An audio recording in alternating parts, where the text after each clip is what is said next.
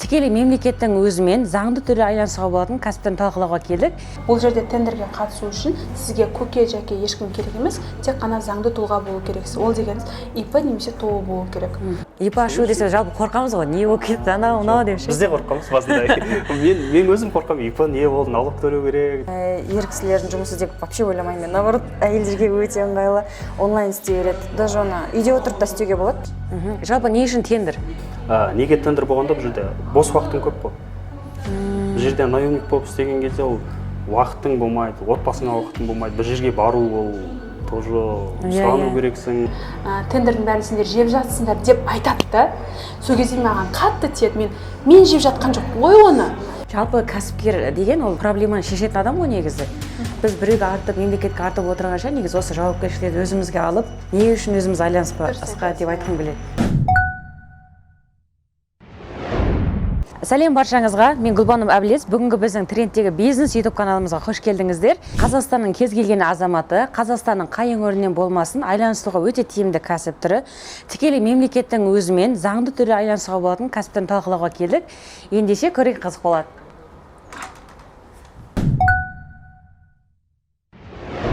Қазіргі таңда тренд болып жатқан тендер саласын түсіруге келдік. Бүгінгі біздің кезекті қонағымыз тендер саласының нағыз маманы, кәсіпкер Меруерт ханым. Сәлеметсіздер ме? Өзіңізді қысқаша таныстыра кетсеңіз. Мен есімім Меруерт Құмарбекова. Тендер саласында жүргеніме 6 жыл уақыт болды. Одан бұрын 8 жыл Қытаймен бизнесте бірге қатар алып жүрген маман, эксперт.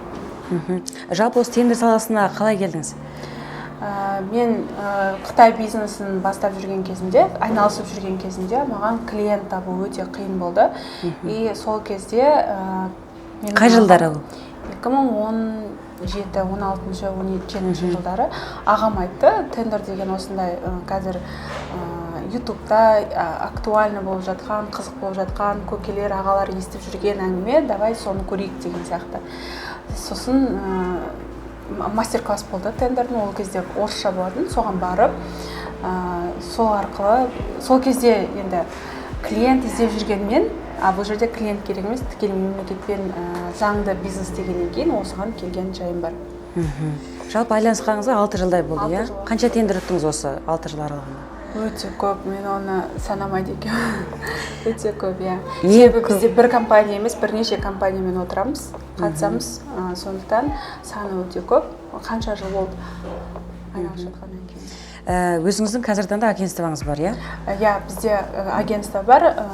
Жаңағы қанша тендер ұттыңыз дегенде, тендерді қанша көп ұтсақ та әлі де бір қатыса қалып жатқан, орындалмай қалып жатқан тендерлер болғандықтан, және менің таныстарымның көбісі маған сен немен айналысасың, соны үйретші деп сұраныс болғаннан кейін, мен осындай ашуды жоспарладым да, сабақ оқытам, және одан кейін келіп агентство ашам деген сияқты. Агентство бұл қазіргі таңда өте жақсы бізде жүріп жатыр. Себебі менен оқыған кісілер, оқушылар бітіріп шыққаннан кейін инвестиция керек болады, компания керек болады қатысу үшін, орта керек болады, және тұрақты түрде жаңағы офисқа келіп жұмыс істеген, бізден соған үйреніп қалғанбыз ғой. Үйде кім бар, кім сұрап жатыр, кім көріп жатыр деген сияқты айналыспай қалып қалатын кісілерге таптырмайтын жұмыс. Бізде гибкий график, таңертеңнен кешке дейін отыру деген жоқ. Әркім өзінің ыңғайына қарай 3 сағат, 2 сағат, 4 сағатқа келіп отырып кетеді. Жұмыс істеп кетеді. Енді тендерді жалпы естігеніміз бар ғой, енді мемлекетке қатысты бизнес екен. Енді тағы да бір ашықтап айта кетсеңіз, тендер деген жалпы не нәрсе ол, қандай бизнес? Барлығыңыз естіп жатқан шығарсыздар. Тендер дегенді көбісі айтады, ой, ол лохотрон, мемлекетпен жаңағы связь болу керек, танысың болу керек, немесе ақша беру керексің, тендерді ұту үшін көкелерің болу керек деген сияқты, немесе тендерді айналысу үшін тек қана жаңағы бір қиын заттар, товарлары өте қиын, стройка деген сияқты көп, менде де ондай түсінік болды. Бірақ мен осы тендерді оқып, үйреніп жүріп, қарапайым қалам, қағаздан бастап, жаңағы химия, порошок, сондайлардан бастап, үлкен жаңағы заводтарға дейін, станоктарға дейін, мектеп, жаңағы универдің заттары, барлығы тендермен алынады. Мысалы, өзіңіз ойлаңызшы, сіз бір больницаны алайық, больницаның ішінде бізде матрастар, постельдер, ауруханаларда жаңа пациенттерге керек шприц, соның барлығын кімдер алады? Олар өздері бухгалтерия сатып алмайды ғой, базардан барып алмайды, немесе оның барлығы закуппен жүреді. Закуп дегеніміз ол сайтқа қойып қояды, осындай бізге товарлар керек деп списогын. Және соны біз кәсіпкерлер қатысамыз. Бұл жерде тендерге қатысу үшін сізге көке-жәке ешкім керек емес, тек қана заңды тұлға болу керексіз. Ол дегеніміз ИП немесе ТО болу керек.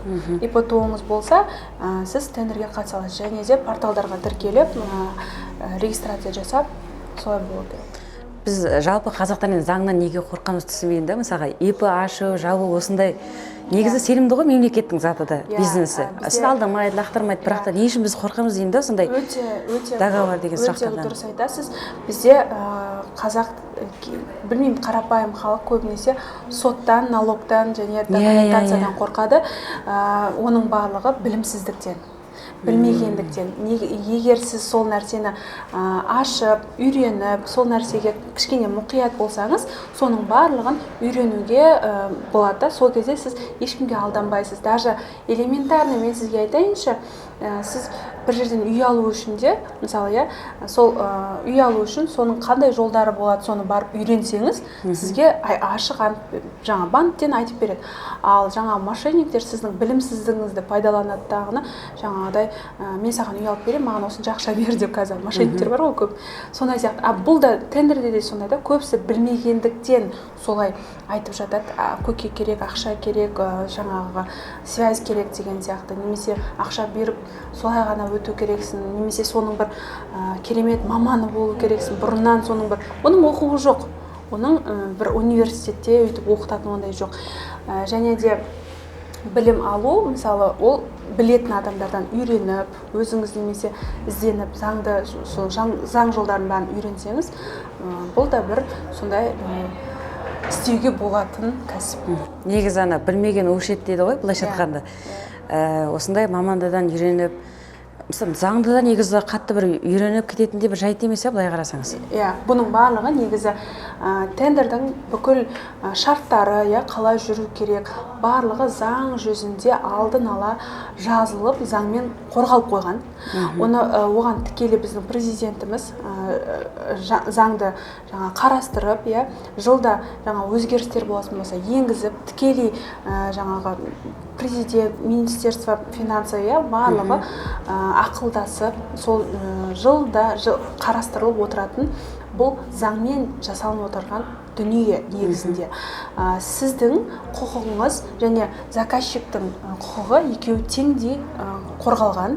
Мысалы, егер сіз жаңағы акиматқа немесе больницаға товар апардыңыз, бірақ каким-то образом бір, білмеймін, көбісі ойлайды ғой, менің товарымды алмай қалса, ақшамды бермей қояды деген қорқыныштарды барлығын сот жаңағы заңды түрде сізге қайтарып береді, алып береді ақшаңызды. Себебі бұның барлығы теңдей қорғалған заңмен, екі жақтың да өзінің құқықтары жазылып, айтылып, кім қалай не істеу керек барлығы. Мысалы, мен акиматта сотты жеңіліп қалам деген ой болмау керек та, себебі екі жақта да сіз теңдей құқылысыз. Тендерде негізі бастапқы шарт, сіз тауарды сол айтқан уақытында жеткізіп беру, немесе жаңа слуганы жасау керек. Негізгі шарт бастапқы уақыт емес, бұл жерде негізгі шарт талапқа сай нәрсе жасау керек. Мысалы, тендерде срок, ол арасында кешіктіретін моменттер болады. Әрине, мен Қытаймен жұмыс істеп жатқаннан кейін кейде болады производстводан, жолда, таможнядан ұзарту кезінде сіз ұзартқаныңыз үшін пеня төлейсіз да. Ол жаңағы қарастырылған. 30 күнге дейін шешуге болады. Ал егер де сіз алкейген затыңыз дұрыс болмаса, немесе сіз атқарған қызметіңіз, ол жерде тек қана товар емес қой, товар услуга работа, атқарған ісіңіз жаңағы немесе жасаған ремонтыңыз, немесе әкелген товарыңыз дұрыс болмаса, шартқа, ол заказчиктің қойған талабына сай болмаса, вот сол кезде уже сіз ешқандай бұл жерде соттаса алмайсыз, жеңе алмайсыз. Ең бастысы айтылған нәрсені орындау керек. Құрметті көрермендер, енді тыңдап отырсыздар, көріп отырсыздар. Меруерт ханым жаңадан бері айтқанын, жаңа тендер туралы жалпы сұрақтарыңыздың бәріне жауап алды деген ойдамын. Енді қазіргі таңда Меруерт ханым өзі сіз оқушылар оқытасызды, иә, өзіңіз сияқты адамдар. Сұраушылар өте көп болды. Мен енді туыс бар, тума бар, көрген таныстар бар деген сияқты үнемі бос жүремін, бірақ үнемі жаңа жұмыспен жүремін ғой. Негізі ана жерде бір сұрай кетейін. Мысалы айтады ғой, негізі өзі сонша ақша тауып жатса, өзі жұмыс жасап жатса, не үшін неге үйретіп ақша табады деген сияқты сұрақ қойылады ғой. Осының екі себебі бар. Бірінші, ол менің таныстарым көріп жүрді. Мені жаңағы үнемі жұмысқа бармаймын, графигім свободный, неме айналысасың, былай қараса ақша бар, бірақ жұмыс істемейді деген сияқты үйретсе деген ұсыныстар түсе бастады. Сосын мен оларға басына тегін үйрете бастадым. Тегін үйреткеннің құны жоқ екен. Шынымен, анау тегін деп ойлай ма, или істегісі келмей мотивациясы болмай ма, әйтеуір содан солай көбейіп маған сол оқыту ой келді. Бірақ ол ой қалай келді? Мен өзім орта іздедім. Енді коллектив болмағаннан кейін кәсіпкерлердің барлығы өзімен өзі жүреді ғой, орта керек. Өзім сияқты ақша таба алатын, свободно жүретін, жаңағы тек қана жақсы успешный бизнесмендер болса, сондай ортам болса екен деп ойладым. Сонымен екеуін байланыстырдым. Оқытам және оларды өзіме орта қылып, өзіме партнер қылып аламын деп. Сосын осы агентствоның ойы содан келген. Және бұл жерде қазір менде өзіммен теңдей құқықтары бар, менен бірдей ақша табады, және өзімнен шыққан оқушылар болғаннан кейін барлығын біледі, Қытайдың барлығы, мен не білем, олар да соны біледі. Және инвестиция алады бізден, и білім арқылы да ақша табылады, өзінің компаниясымен істемесе ол да болады. Тек осы ортада бізбен бірге дамиды.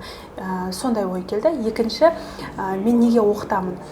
Білесіздер ме, Қазақстанда өте көп организациялар, мемлекеттік мекемелер өте көп. Жаңа аудандар, кішігірім ауылдар. И жарайды деймін да, мен бір өзім, мысалы, қай жерде тендер ойнатылып жатыр, и және ол құқық қорғалмай, орындалмай жатқанын көремін да. Содан мен қатты ішім ашиды. Неге осыны жаңағы халық білсе, халықтың ақшасы ғой, ол бюджет, мысалы, мынау мемлекеттің ақшасы, ол халыққа толықтай беріліп отырған. Мысалы, больница, мектеп, жол, садиктердің өзі тікелей осы тендер арқылы қамтамасыз етіліп отырған. Яғни бюджеттен ақша бөлініп отыр. Ал бірақ дәл сол жерге бармай отыр да. Соның кесірінен біздің халық көбінесе жаңағы мектепте ақша жинау, садиктерде ақша жинау, больницаларда ақша жинау, жаңағы жұмысшылардан. Сол жұмысшыларды жаңағы субботник сондайларға жегу, айлықтарынан ақша ұстау дегенде солардан болып тұр. Егер сол кісілер осының барлығы тендер арқылы жүріп жатқанын білсе, жемқорлар болмайтын еді. Біздің мемлекетіміз, халқымыз ескі садиктерде, ескі мектептерде отырмайтын еді. Ескі жолмен жүрмейтін еді, қараңғы көшемен жүрмейтін еді. Барлық жерге жаңағы жарық орнату үшін ақша бөлініп жатыр. Жаңағы порошоктар, больницаларда не үшін таракан көп? Порошоктар, хлорлар бәрі бөлініп жатыр ақша. Бірақ оны беріп жатқан жоқ. Мысалы, неге балаларға жәрдемақы, көмектер, мысалы, мемлекеттен кәсіпкерлерге деп ақша бөлінеді, бірақ ол бармай қалады. Неліктен? Мысалы, көшедегі жарықтар кейде бар, кейде жоқ. Неге? Ол ондай болмау керек. Ол бюджеттен ақша бөлінген. Ол сол жерге бармай жатыр. Көбісі айтады да, тендер деген ол үлкен бір строительство. Ондай емес. Қарапайым сіздің мектептегі даже қағаз А4 бумагаңызға дейін, садиктегі балалардың ойыншықтарына дейін, көрпелеріне дейін, мына жаңбыр жауса, қар жауса, көшелерді тазалау, ағаштардың барлығы неге мына ескі ағаштар құлап жатыр? Дер кезінде орындалмаған жұмыс. Осының барлығы тендермен негізі ақша бөлініп қойған да. Бірақ оны кейбір жаңағы не деп айтсам екен? Кейбір недобросовестный заказчиктер мен кәсіпкерлердің өзара келісім арқылы орындалмай жатыр да. И оны халық та білмейді да, оған ақша бөлінген. Егер халық соны білсе, бюджет бар екен білсе, сондай адамдар кішкене аяқ тартатын еді да. И соның арқасында біздің кішкене неміз көркейетін еді. Бізде бюджетте ақша бар, бізде мемлекетте ақша бар. Бірақ ол бөлініп жатыр, бірақ сол нәрсеге бармай жатыр да. Ал енді ойлайтын шығар көбісі тендершілердің барлығы жеу дейді. Жоқ, айтар едім, тендершілердің барлығы жемейді. Көбісі айтады, тендерді ойнаңдар да жеңдер деп. Тендерді ұтқан кәсіпкер ақшаны жей алмайды. Себебі оған ақша бірден счетына түспейді. Тендердегі ақша ол заказчиктің счетында тұрады. Біз оны орындап, товарды апарып, жаңағы жұмысты орындап, қағаз беріп, олар печать қойып, қол қойғаннан кейін ғана біздің счетымызға ақша түседі. Сонда бұл жерде біз сияқты кәсіпкерлер ақша жей алмаймыз біз. Біз пока соны орындап жасағанымызша. Ал біз соны орындауымызға бермейтін заказчиктер бар да, орындама маған керек емес, ақшаны осылай бөліп аламыз дейтіндер бар да. Енді оны жасырудың несі жоқ, айыбы жоқ. Себебі қазір мені көріп жатқан кейбіреулер айтып қалуы мүмкін, не айтып жатсың деген сияқты. Неге оны ашып айтып жатсың? Бірақ ол рас. Сол кезде кейде өзіңе тиіп кетеді. Мен қанша жыл тендершік болдым. Менің бетіме басып, сендер жейсіңдер, тендер адал емес, сендер жегішсіңдер, тендердің бәрін сендер жеп жатсыңдар деп айтады да. Сол кезде маған қатты тиеді. Мен жеп жатқан жоқ қой оны. Менде ол ақша маған тендер ұтқаннан кейін бірден түспейді ғой менің счетыма, дұрыс па? Мен бұл жерде ешқандай не істей алмаймын. Егер мен оны қағаз көрінде печатын қоймайынша маған ақша түспейді. Сондықтан сол нәрсені айтқым келіп отыр да. Сол үшін біз сияқты добросовестный кәсіпкерлер болса, жаңағыдай, көбейсе, честный кәсіпкерлер көбейсе, мынау жаңағы біздегі бюджет орындалады дейді. Сосын жаңағы кейде сіз мысалы кәсіпкерсіз, сосын апарып жатсыз да товарыңызды, бірақ заказчик сізге жоқ, маған товар керек емес, тек қана осылай ақшаны бөліп алсақ десе, онда сіз сотқа тікелей айта аласыз да ол нәрсені. Ал соны көбісі білмейді. Сол үшін бұл нәрсені ойлаймын, кішкене көбейту керек, халықтың көзін ашу керек, бюджет қайқа кетіп жатқанын көрсету керек та. Сол кезде сіз айта аласыз.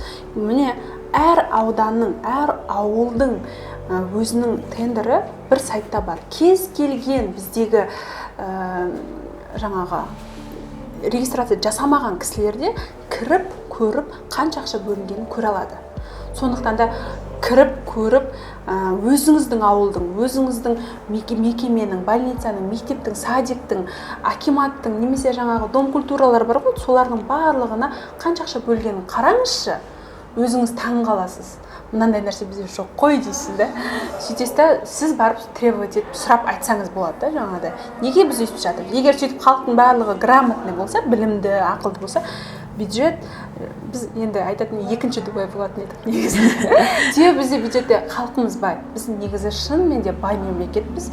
Сол айтылған нәрсе, айтылған жеріне барса, біз көп ұзамай тез қарқынмен дамуға мүмкіндік. Құрметті достар, жаңағы Меруерт ханымның айтқан сөзіне түсініп жатқан шығарсыздар. Өз эмоциясымен де жалпы ішіндегі барын төкті деп ойлаймын. Жалпы ойлаймын да, неге сөз бәрін көтереді ғой. Мысалға біз айтамыз ғой, неге мына көше қисық, ана жол мынандай, мынандай деп сөзбен айтып отырғанша, неге осы тендермен айланысып, жалпы кәсіпкер деген ол проблеманы шешетін адам ғой негізі. Біз біреуге артып, мемлекетке артып отырғанша, негізі осы жауапкершілікті өзімізге алып, неге үшін өзіміз айланыспасқа деп айтқым келеді. Меруерт ханым қазіргі таңда өзінің агентствосы бар, сосын оқытып жатқан оқушылар да бар. Жаңа бір байқағаным, онлайн оқып жатқан кісілерде келуге болады екен, сізге? Иә. Жалпы мен қараңыз, тендермен айналысатындардың барлығын шақырамын негізінде. Басқа жақта оқыған кісілер де маған келеді. Осы офисқа келіп, иә, себебі көп адамдар тендерді оқытады да, ары қарай сен не істеп жатсың, айналысып жатсың ба, шаруасы жоқ. Оқыдың, бітті, кете бер. Енді ұтып жатса өздеріне кейс ретінде ғана түсіріп қана қояды да. Ал мен айтам, маған тендер білетіндердің барлығы келе берсін, бірақ действительно білімі болу керек. Яғни мен ютубтан көріп алдым, немесе ана кісіден үйрендім, мен тендерді оқыдым, бірақ ары қарай білмеймін деген кісі керек емес та. Жасаған жаңа практикасы бар, энергиясы бар, мақсаты бар адам керек. Мен оны мына жаққа келіп оқытпаймын. Бұл жерде оқыту орталығы емес, бізде агентство, яғни бізде өзім сияқты кәсіпкерлер барлығы тендермен отырып айналысады. Уақыт графигі жоқ, бірақ таңертеңгі 24-7 офисіміз ашық. Астынан жаңа жазылып келіп кіре береді ішке. Тендерді ұтқаннан кейін талқылаймыз. Ұтпай тұрып талқылаймыз негізінде. Ұтқаннан кейін инвестицияға қанша кетеді, өзінің вознаграждениесі қанша, яғни бұл жерде сіз егер тендер ұтсаңыз, біздің компаниямен 30-70%. Стажировка өттіңіз, сөйтіп келдіңіз ғой, а сіз бір айдың ішінде X3 жасасаңыз, это вообще шикарно. А бір айдың ішінде сіз 10 миллион табу, это как-то миыңызға кішкене не болып қалады. Может табатын шығарсыз, кому везет деген сияқты. Но сіз ананы миды сразу не қылып жіберуіңіз мүмкін. Сол үшін X3 1,5 миллионға шықсаңыздар күшті. Қайырлы күн, саламатсыз ба? Саламатсыз ба, қайырлы күн. Сіз Меруерт ханымның оқушысы боласыз, иә? Иә, офлайн оқыған. Офлайн оқыдыңыз. Неше күн оқыдыңыз? Бір ай. Бір ай. Қанша суммамен бастадыңыз? Суммамен, так, сразу үлкен суммаға секірдім енді, шынын айтайын. Негізі бұрын айланысқан ба едіңіз, ме? Жоқ, мүлдем айналыспаған. Бірінші рет? Иә, бірінші рет. Машинемді сатып, рисковать етіп, Аллахқа тәуекел етіп келдім. Сонымен 6 миллион тендерін ұттым ең алғаш. Одан маржа расход 4,5 миллион болды. Соның үстінде 70-30 менікі ғой. 10 күн оқысаңыз, соны бір айдың ішінде ұттыңыз ба, жоқ қалай? Жоқ, Қандай бір бағытта? айдың ішінде оқыдым, сол бір ай оқу қалай бітті, солай ұттым ғой. Бірден, Иә. Күнде осы офисқа келіп жұмыс Күнде жасайсыз ба? келем, иә, Ерінбей келесіз? Ерінбей келем, маған өте қатты ұнайды. Қатты ұнайды, прям мен оны айтып жеткізе алмаймын. Потому что деген бұрын наемный жұмыс істеп жүрген кезде барғым келмейтін, желание жоқ, таңертең ұйқымды қимайтын, неге осындай ауыр жұмыс істеймін, вообще ұнамайтынды. И осы жаққа мен наоборот ұйқымды ашып, кәдімгідей рахаттанып келемін. Осы с утра прям осы офисті сағынып тұрамын ше. Суббота, воскресенье болса да сағынып тұрамын ғой. Сіздерді арнайы кураторлар қадағалап отыр ма? Иә, қадағалағанда түсінбеген сұрақтар болса, кез келген 24-те жетіп жауап береді. Осы оқу біткеннен кейін де келіп отырған Иә, кейін де. Келіп, қазір агентствода істеп жатыр. Сол 10 күн ішінде бір тендер ұттыңыз, 6 миллион теңге, маржасы 2 миллион теңге дедіңіз ба? Иә, одан кейін тағы да екіншісін ұттым, тоже 6 миллион 700 мыңның ақшасы. Ол тендерлер мысалы басқа қалада болуы мүмкін ба, жоқ әлде Басқа Алматы қалада қаласында? мен оларды көрмеген. Бірінші тендерді жапқан кезде товар не товар екенін де білмеймін өзім, бірақ поставщик таптым. И агентствода Меруерт ханымның өзінің инвестициясымен солай жаптым. Ол Ақтөбе қаласында. Мен Алматыда отырып соны жаптым. Қалай жаптыңыз?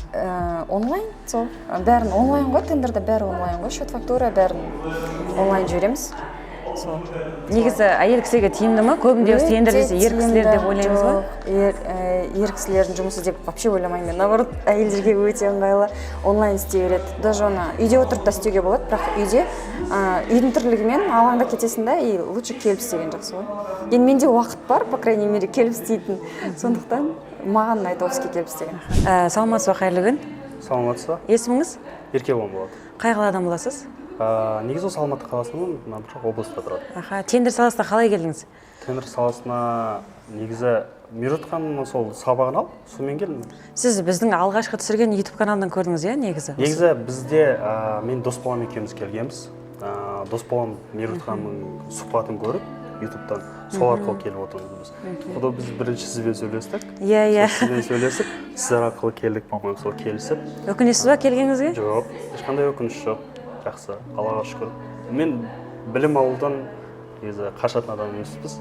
Білім жақсы ғой. Сіз офлайн түрде оқыдыңыз, иә, осы Алматы қаласына келіп? Басында 2 апта онлайн сабақта болдық, одан кейін уже 2 апта офлайн алдық. Қанша суммамен бастадыңыз? Сабақта алған Иә. соң, ну, полный VIP пакетін алдық қой біз ол кезде. 2 адам болып алдыңыздар, Иә, 2 иә? адам болып алдық, VIP пакетін алдық. Сонымен бастадық. Аллаға шүкір, қазір жақсы. Қанша тендер ұттыңыз осыған дейін? Так, енді тендер саласына келгенде бір ипымыз Чоныға кетті біздің. Енді бәрі солың бәрін қосқанда қазір, по-моему, 9-8 тендер ұттық қой деймін уже. Қазір өзі екінші ипыммен, мен Самұрықпен қатысып жүрмін. Самұрық қазынамен. Самұрық негіз басқасына қарағанда жеңіл деп айтады, солай ма? Жеңіл болғанда кішкене бір отработка жағынан кішкене ұзақтау. Госсауықпен де бір тендерді отработка жасау, ол протокол итогов тез шығады, 10 минуттан кейін шығады, договор 1 күннен кейін келеді. Мысалы, Самұрықта кішкене ұзақтау болады. 5 күн, 10 күн солай созылып қалады отработка жағынан. А былай конкуренция аз, сумма көбірек кішкене, сол жағынан оңайлау. Минусқа кету болды ма осы жалпы тендерді? Минусқа кету, банкрот болды? Минусқа кеткен жоқпыз. Бірақ енді бір ипы Чоныға кетті, ол жерде енді товарды біз дұрыс таңдамай қалдық та. техспеканы дұрыс оқымағандықтан сондықтан черныйға кетті. Ал былай полноценно минусқа кетіп қалу деген ондай болған жоқ. Қатты енді ол бір ИП жабылуы ол кедергі емес па, иә, негізі? Кедергі емес, басқа ИП аштық. ИП ашу десе жалпы қорқамыз ғой, не болып кетті, анау мынау деп ше. Біз де қорқамыз басында. Мен өзім қорқамын, ИП не болды, налог төлеу керек, жылына анау бүйту керек, айына сөйту керек. Жоқ, қиын емес қазір. По идее ол қиын емес болғанда осы тендер саласына келгеннен кейін үйреніп жатырмыз да. Көп затты ол ИП ашу, компания ашу дегенде ол қиын жағдай емес екен. Ең үлкен тендеріңіз қанша сомада болды? Ең үлкен тендер болғанда мен до миллионға қатыстым. Самұрықта ең үлкен осы жағында тапқан тендерім ол бірге бір тапқан 800 мың. Одан кейін уже көбінесе мелочь тендерлер болды. Жақсы, негізі бастағанға өте жақсы керемет. Бастағанда соның өзімен прибыль уже айына 600-700 мың болып отыр ғой. Керемет негізі. Сол тендерлермен өзі чисто былай болғанда мелочь тендерлердің көбінесе маржасын көбірек не қатысып жатырмын да мен. Мындай 10%, 15% маржаға онша қызығып жатық та. Өзім қызығып жатқан жоқпын. Соны кемінесе хотя бы жоқ дегенде 30-35% маржасы бар тендерлерге қатысып отырмын. Оны қатыспай тұрып алдын ала толығымен зерттеп аласыздар, иә? Алдын ала ертесің, поставщик іздеймін, товар іздеймін, 1-2 сағат поставщик іздеймін. Соны бағаларын салыстырамын, коммерческий приложение аламын. Солардың қалғаннан кейін қайсы тиімді соны мен алып, соны есептеп, жоқ дегенде 35% маржалық тендерге қатысып отырмын. Құрметті достар, мысалға өздеріңіз көріп отырсыздар, біздің YouTube каналда негізі неше түрлі бизнестар түсіреміз. Осының бірі міне Еркебай мырза өздеріңіздің алдыңызда тұр. Жалпы біз өзіңіз сияқты осы бизнестарды көріп жүрген, қандай бизнесті таңдарын білмей жүрген кісілерге не айтар едіңіз? Мен көп адамдар уақытын бос өткізіп отыр ғой қазір. Желілерде былай мамандап ананы қарайды, мынаны қарайды. Мен көбінесе айтар едім, өзіне пайдалы зат қараса деп. Мысалы, ютубта көп зат пайдаланғанда көп адам кино көреді. Мен өзім қазір өз басыма ютубтан көбінесе жаңағыдай өзіңе развитиялық заттар көп көрген жақсы. Мысалы, Меруертханды біз сол арқылы таптық қой. Біз отырған кезде біз көбінесе жаңағы бизнес тренингтер көп көретінбіз, сала таңдау жайлы көп программалар көретінбіз. Желіде де нені көп көрсең, соны көп шығарады ғой сен. Рилсте де, неде де сен нені көрсең, соны көп шығарады. Мысалы сен биді көрсең, биді көп шығарады рилстар. Сол сияқты ғой. Ютубта да сен поискта көп не зат іздейсің, соны шығарады да. Біз Меруертхан солай тауып отырмыз. Бізде поискта көп не болатын. Бізде Марғұлан Сейсенбайды көп көретінбіз, Байділданы көп көретінбіз. Мен тендерді мысалы 1 жыл бұрын крем деп жүріп, мысалы Байділданы көп көретінмін, ананы көп көретінмін. Сол кезде бізде ютубта сол Меруертханның сұхбаты шығып тұр да. Көбінесе сондай сұхбаттарды көп көретінбіз біз. Жалпы не үшін тендер? Тендер болғанда мен тендерге өзім бұрыннан қызығатынмын. Кірсем ғой, көрсем ғой, үйренсем ғой. Енді бұрын біз сауда наемный работник болып жұмыс істедік.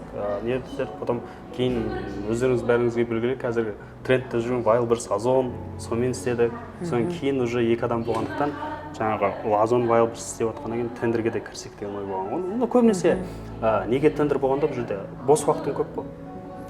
Бұл жерде наемник болып істеген кезде ол уақытың болмайды, отбасыңа уақытың болмайды, бір жерге бару ол тоже сұрану керексің. Қазақ баланың қонақ той, сол сұрану керексің. Қазір не өзің жұмыс істеп жатсың, бос уақытың көп, отбасыңмен көп уақыт бөлесің, ата-анаңа көп уақыт бөлесің. Бір жерге бару керек болса сұранбайсың. Бәрін жинадың, алдың, кетіп қалдың болды. Еркіндік дейсің. Еркіндік. Сол үшін тендер. Көбінесе мен тендерді сол үшін аламын. Офлайн жұмыс, онлайн жұмысты мен көбінесе сол үшін аламын. Көп момент сол отбасыммен өзіме көп уақыт жұмсасам екен деген сол моментте. Ал былай жұмыс істеп желание жоқ. Құрметті достар, өздеріңіз көріп отырсыздар. Жаңа Меруерт ханыммен де сұхбаттастық. Онлайн болсын, офлайн болсын, үйреніп жатқан кісілерді көрдіңіздер. Әйел кісілер болсын, ер кісілер болсын, студент болсын, барлығында айланысуға болады. 7-24 негізі уақыттың арнаудың керек жоқ. Оған да енді өте көркіне қаражаттың да керек жоқ, көрсеңіздер. Егер де бастау үшін қаражатым жоқ дейтін болсаңыздар да оқуға төлеген ақшаңызды ғана төлейсіз, қалғанын өздеріңіз мысалға оқығаннан кейін инвестордан жаңағында егер тендер ұтқан жағдайда инвестор болуға да болады бұл кісілермен. Егер де сізге тендер саласы ұнаса, осы кәсіппен айланысқыңыз келсе, осының астына нөмір қалдырып кетеміз, видеоның астына. Өзіне хабарласыңыздар, толық ақпарат сонда көре аласыздар. Мен бүгінгі сұхбатымыз тамам. Егер де осы сіздерге пайдалы болсын деп түсіріп жатқан осы трендтегі бизнес каналымыз ұнап жатса, лайк басып, комментарий жаза кетіңіздер, және достарыңызға таратыңыздар.